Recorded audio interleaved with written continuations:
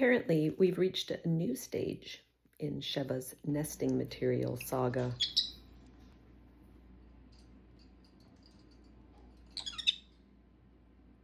I've removed so many things that she could use for nesting that apparently she had to broaden the definition.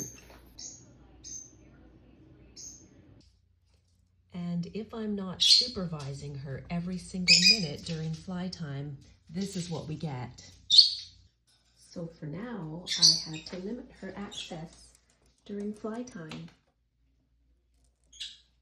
It's not an ideal solution, but her safety matters most.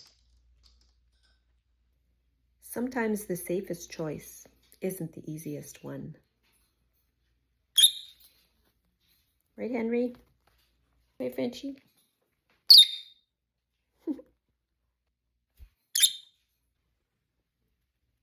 Have you ever had to choose what's right over what's easy?